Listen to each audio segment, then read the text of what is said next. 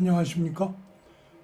1월 22일 금요일 영국의 소리방송 빅태환입니다. 오늘 뉴스의 제목부터 말씀드리겠습니다. 첫째는 영국에 있는 닛산 자동차가 전기 배터리 생산 공장을 지어서 생산을 늘린다는 소식입니다. 둘째로 록다운 규칙 어긴 자들에게 벌금 스티커 발부와 코비드19 관련된 오늘 현황을 보도해 드리겠습니다. 셋째는 브렉시트 이후에 발생하는 EU와 영국 간의 재채기 사례 보도를 어제에 이어 해드리겠습니다. 첫 소식입니다. 영국 선덜랜드에 있는 닛산 자동차가 전기자동차 생산을 추가하기 위해 배터리 공장을 인근에 짓는 계획을 내놓았다는 소식을 뉴스캐스터 아이린이 보도해 드리겠습니다. 영국에 있는 일본 자동차 닛산 공장은 선더랜드에 있는 현재의 공장에서 장기적으로 자동차를 생산하기 위한 계획을 발표했다고 BBC 방송이 오늘 오전 뉴스에 보도하였습니다. 닛산은 영국과 EU 사이에 무역협정이 맺어졌기 때문에 장기 계획을 세울 수 있었다면서 대용량 전기 배터리 생산 시설을 지금의 자동차 생산 공장 근처에 세운다는 계획입니다. 닛산은 전기 자동차 모델 리프를 아직 선더랜드에서 생산치 못하고 일본에서 수입하여 공급하고 있습니다. 전기 배터리 공장이 완성되면 현재 6,000명을 고용하고 있는 닛산 공장은 고용이 증가하는 것은 물론 서프라이 체인도 증가하게 될 것이라고 BBC는 보도하였습니다. 영국에서 닛산이 대용량 전기 배터리를 생산하는 것은 중요한 의미를 가집니다. EU와의 무역협정 조건상 제로 관세를 유지하기 위해서 생산하는 자동차 밸류의 최소 55%를 수출하는 데 어려움이 없기 때문입니다. 두 번째 소식은 경찰이 록다운 규칙을 어긴 792명에게 벌금 스티커를 최근 발급했다는 소식과 이어서 코비드19에 관련된 오늘 현재 통계를 뉴스캐스터 아이린이 자세히 설명해 드리겠습니다. 경찰은 최근 록다운 기간 중 매춘업소를 방문한 남성들을 포함 자가에서 파티를 한 사람들에게 적게는 200파운드에서 많게는 1000파운드까지 벌금 스티커를 발부했다고 발표하였습니다. 이들의 벌칙금 발급 사유는 록다운 기간 중에 규칙을 어기고 여행을 한 것과 바이러스 양성 판정을 받고도 3일 후 파티에 참석하는 등 방역지역을 이탈한 혐의입니다. 업소를 방문했던 남성은 지난 금요일에 쇠페 섬에서 체포되었고 집안 부엌 찬장에 숨어있던 두 여성은 1시간 후 현장을 방문한 경찰에 의해 체포되었습니다. 닷포드에서 1월 16일 체포된 여성은 코비드 검사 양성을 판정을 받고도 파티에 갔다가 연행되기도 했습니다. 또한 경찰은 캔터버리에서 파티를 하던 20여 명을 급습하여 2명의 남자와 1명의 여자를 체포하고 벌금 스티커를 발부하였습니다. 그런가 하면 슈퍼에서 장을 보던 손님이 마스크 착용을 거부하자 경찰에 신고 출동한 경찰은 마스크 착용을 거부한 사람을 체포하였습니다. 오늘 오전 수상관저에서 열린 코비드19 브리핑에 참석한 프리티 파텔 홈 오피스 장관은 집에서 모이는 파티에 참석한 자들에게 발급할 수 있는 800파운드짜리 스티커를 새로 만들었다고 보고하고 다음 주 월요일부터 사용하게 되는 벌금 스티커는 재범일 경우 더블이 되고 여러 번 걸릴 경우 최고 6,400파운드까지 누진으로 발급할 수 있는 재량이 경찰에 있다고 보고하였습니다.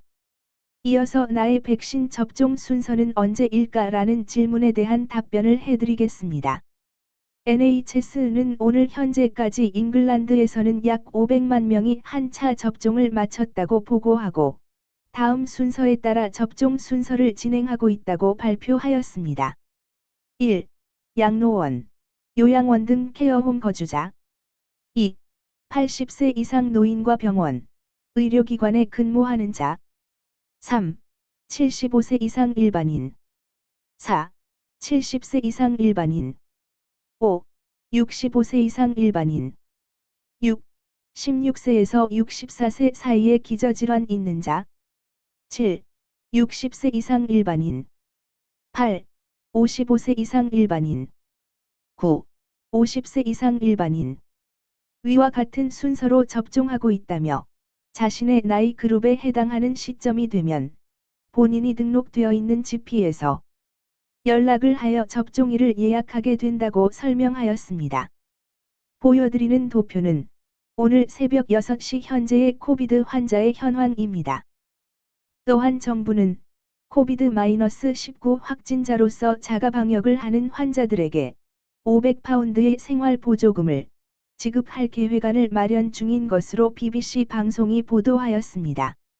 다음은 어제에 이어 브렉시트 이후 심심치 않게 벌어지는 EU와 영국 간의 실랑이 사례들을 빅타 현 에디터가 보도해 드리겠습니다.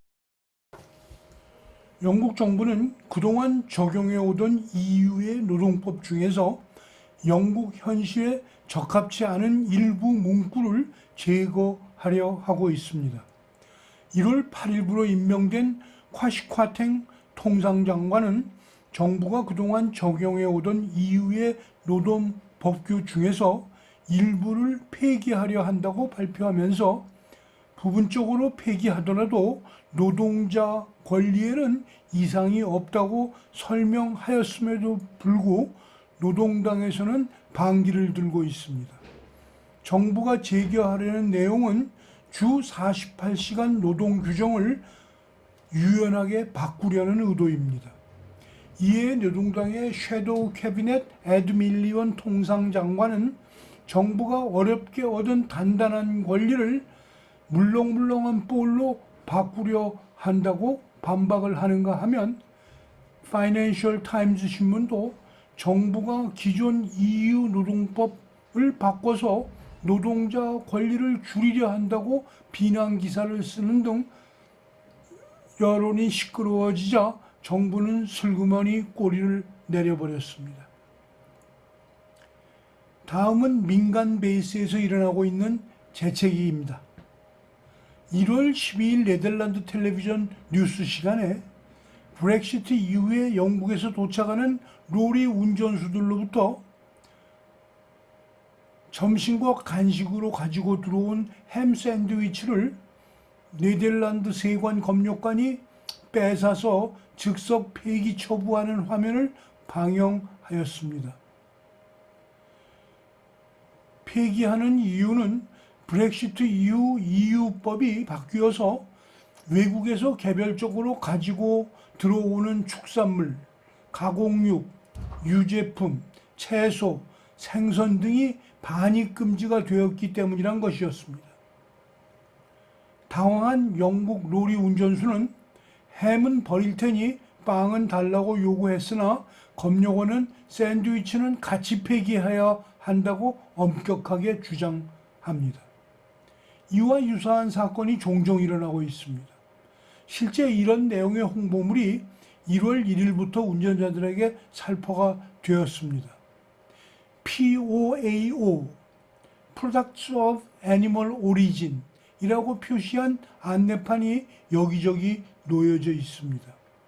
즉 햄과 치즈 등이 들어간 샌드위치를 EU에 가지고 들어오는 것은 금지한다고 운전수들에게 홍보물을 이미 배포하였습니다.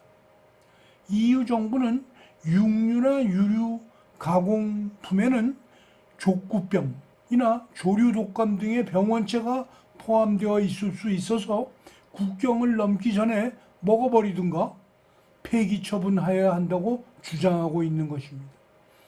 화면을 본 유로피안 리서치 그룹의 마크 프랑코 회장은 이건 미쳐버린 뿌띠포킹 관여죄라고 냉소를 금치 못했습니다. 오늘은 시간상 여기서 마치겠습니다. 시청해 주셔서 감사합니다. 구독과 좋아요도 눌러주시면 고맙겠습니다. 지난 방송을 보시려면 유튜브에서 영국의 소리 방송을 찾아주십시오. 감사합니다.